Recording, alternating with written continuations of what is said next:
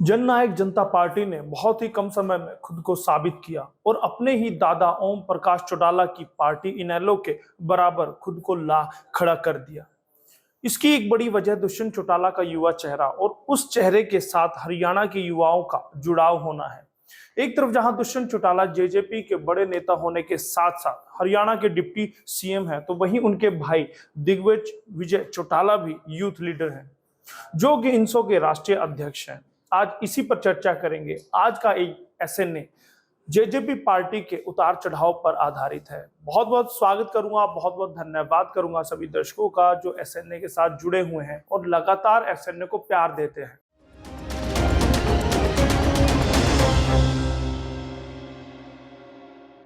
इनेलो के बाद अगर कोई पार्टी उसमें से निकली है वो जेजेपी पार्टी। उसने फर्स्ट से लेकर आज तक का सफर तय किया है।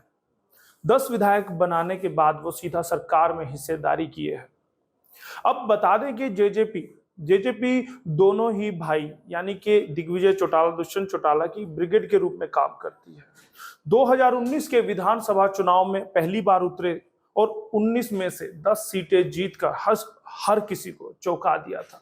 सियासत के नए नायक बने थे दुष्यंत चौटाला। जी हाँ, जननायक जनता पार्टी के प्रमुख व पूर्व सांसद दुष्यंत चौटाला हरियाणा की सियासत के नए नायक बनकर उभरे।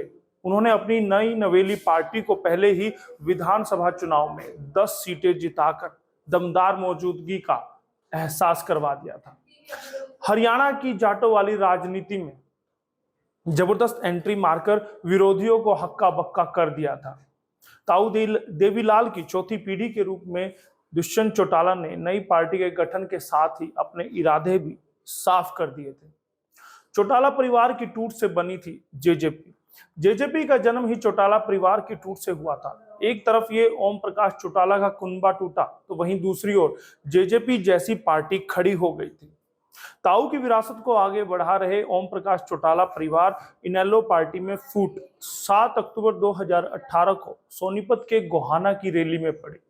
ओपी चौटाला पैरोल पर आए हुए थे और रैली में मौजूद थे। उनकी मौजूदगी में भीड़ के एक हिस्से ने इनेलो नेता अभय चौटाला के खिलाफ फूटिंग की और दुष्यंत के समर्थन में नारेबाजी की, जिसके बाद से दुष्यंत और उनके भाई दिग्विजय चौटाला को पार्टी से निष्कासित कर दिया गया था। इसके बाद अजय चौटाला पैरोल पर जेल से बाहर आए और उन्होंने पार्टी की प्रदेश कार्यकारिणी की बैठक बुला ली, जिस पर उन्हें भी इनेलो से निष्कासित कर दिया गया था। इसके बाद दुष्यंत ने नई पार्टी के गठन की घोषणा कर दी। दिसंबर 2018 में अस्तित्व में आई थी जजपा पार्टी। दुष्यंत चौटाला ने 9 दिसंबर 2018 को जननायक जनता पार्टी का गठन किया। उन्होंने पार्टी को ताऊ देवीलाल की नीतियों के आधार पर आगे बढ़ाने का संकल्प लिया। जींद उपचुनाव में अमान्यता प्राप्त दल के तौर पर चप्पल के चुनाव चिन्ह पर बैनर के तले चुनाव लड़ा। उस समय दिग्विजय चौटाला दूसरे स्थान पर रहे थे। इसके बाद जजपा ने लोकसभा चुनाव में आम आदमी पार्टी के साथ मिलकर चुनाव लड़ा। दोनों ही दलों को मन माफिक सफलता नहीं मिल पाई, जिसके बाद गठबंधन भी टूटा और अलग हो गए। जसपा का बसपा के साथ गठबंधन हुआ, लेकिन वो भी ज्यादा दिन नहीं चला। पार्टी ने अकेले ही विधानसभा चुनाव में उतरने का निर्णय लिया, जो कि सही फैसला साबित हुआ। संगठन खड़ा कर किया पार्टी को मजबूत। साल 2018 में अक्टूबर में चौटाला परिवार और इनेलो में दरार के बाद जेजेपी का निर्माण हुआ था। उसके बाद दुष्यंत चौटाला पीछे नहीं हटे। उन्होंने दिसंबर में पार्टी की स्थापना की और आगे की तरफ कदम बढ़ा दिए। पार्टी की मुख्य इकाई के साथ ही हर वर्ग और प्रकोष्ठ में बड़े पैमाने पर नियुक्तियां की, नए पदाधिकारियों से संपर्क कायम किया और फील्ड में जुट जाने का जोश भरते रहे। उसके आधार पर ही पार्टी ने अच्छा प्रदर्शन किया था। हरियाणा भाजपा के बड़े नेताओं को दी थी पटखनी। जी हां, जींद उपचुनाव और लोकसभा चुनाव में हार के बावजूद जेजेपी के नेताओं ने हिम्मत नहीं हारी। विधानसभा की कठिन डगर पर बुलंद हौसलों के साथ निकल पड़े थे। दुष्यंत चौटाला की राजनीति में अगर कहा जाए, पिता अजय चौटाला से उनको सीख मिली, मां नैना चौटाला से उन्होंने सीखा। भाई दिग्विजय चौटाला कंधे से कंधा मिलाकर खड़े रहे।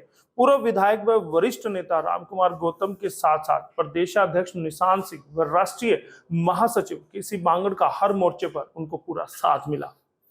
अनुभवी राजनीतिकों से दांवपेच सीखे और उसी के बूते ही दुष्यंत और उनकी टीम चुनाव में उतरी और तत्कालीन हरियाणा सरकार के दो बड़े मंत्रियों कैप्टन अभिमन्यु व कृष्ण बेदी समेत भाजपा प्रदेशाध्यक्ष सुभाष बराला, विधायक प्रेमलता और सुखविंदर मांडी को धूल चटा दी।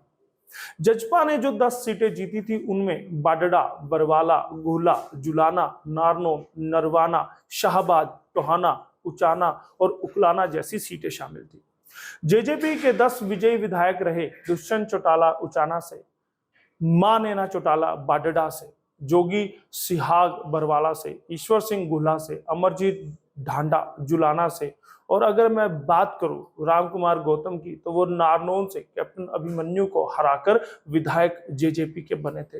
रामनिवास नरवाना से, रामकरण काला शाहबाद से, देवेंद्र बबली जो केंद्रीय मंत्री है, कैबिनेट मिनिस्टर हैं, वो टोहाना से जीतकर विधायक बने थे। अनूप धानक की अगर मैं बात करूं उकलाना से वो विधायक बनकर आए। युवाओं में दुष्यंत की अच्छी पकड़। दुष्यंत चौटाला युवाओं में काफी लोकप्रिय है। इनेलो और चौटाला परिवार के एकजुट होने के समय दोनों भाई पार्टी के युवा विंग यानी कि इंसो का काम देखते थे। इंसो के जरिए दुष्यंत के छोटे भाई दिग्विजय चौटाला ने युवा वर्ग में अच्छी पैठ बनाई है। कॉलेजों विश्वविद्यालयों में छात्र संघ चुनाव शुरू कराने के लिए लंबे आंदोलन से भी युवाओं में पकड़ मजबूत की थी। दुष्यंत चौटाला युवा होने के चलते युवाओं में पहली पसंद बने रहे। जजपा के गठन के बाद भी दोनों भाइयों ने युवाओं से अपना नाता नहीं तोड़ा बल्कि और प्रगाढ़ किया। इंसो को अजय चौटाला ने ही स्थापित किया था, इसलिए उसकी कमान आज भी दिग्विजय के हाथों में ही है। दुष्यंत चौटाला भाजपा गठबंधन में सरकार चला रहे हैं। उन्होंने जो दावे और वादे किए थे उनको निभाने की पूरी कोशिश भी कर रहे हैं। चाहे 5100 रुपए की बुढ़ापा पेंशन हो या फिर युवाओं को 75% रोजगार में भागीदारी हो, लेकिन उनकी राह आसान नहीं है। शराब घोटाले में उनका नाम बार बार घसीटा जाता है। भाजपा के साथ भी सब कुछ सही नहीं चल रहा है। इस तरह की बातें छन छन कर बाहर आती रहती हैं। अभी 9 दिसंबर को जेजेपी के 5वां स्थापना दिवस के मौके पर भिवानी में एक बड़ी रैली को संबोधित करते हुए दिग्विजय चौटाला ने भविष्य का सीएम दुष्यंत चौटाला को संबोधित किया था। तो कहीं ना कहीं लगता है कि अंदर खाते गठबंधन में सब कुछ सही नहीं चल रहा है और कहीं ना कहीं दुष्यंत के विधायक भी कह चुके हैं कि 2024 में दुष्यंत चौटाला ही मुख्यमंत्री होंगे। इसलिए कहा जा सकता है कि कहीं ना कहीं अब जेजेपी 2024 में अकेले दम पर चुनाव लड़कर पूर्ण रूप से अपनी सरकार बनाना चाहती है। अब देखना होगा कि भविष्य में भाजपा उन्हें आसान राह पर जाने देगी या आप भाजपा उन्हें साथ में रहने को मजबूर करेगी, क्योंकि कहीं ना कहीं दुष्यंत की लोकप्रियता भाजपा के लिए मुसीबत खड़ी कर सकती है 2024 में। अब देखना होगा कि 2024 में ऊंट किस करवट बैठता है। क्या जेजेपी अपने दम पर सरकार बनाने के लिए जाएगी या फिर भाजपा अकेले अपने दम पर सरकार बनाने जाएगी, या फिर गठबंधन में ही 2024 का लोकसभा और विधानसभा चुनाव लड़ा जाएगा। ये भविष्य के गर्भ में है, लेकिन वो भी हरियाणा आज आपको बताएगा, क्योंकि हम हरियाणा की राजनीति से जुड़े प्रोग्राम आपको दिखाते हैं, हरियाणा की राजनीति के उठापटक आपको बताते हैं, समझाते हैं, और ऐसे में हम राजनीतिक बातें करते हैं।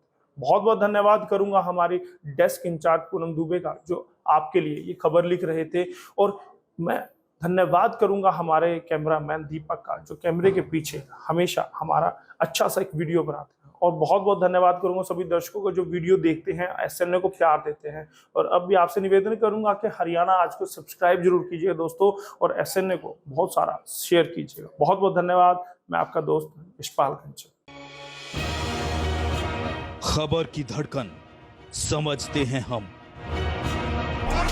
हालात की संजीदगी जानते हैं हम। एहसास है देश और दुनिया देख रही है हमें। जिम्मेदारी जितनी शासन की उतनी आम हिंदुस्तानी की, क्योंकि हम हैं भारत आज सबसे आगे।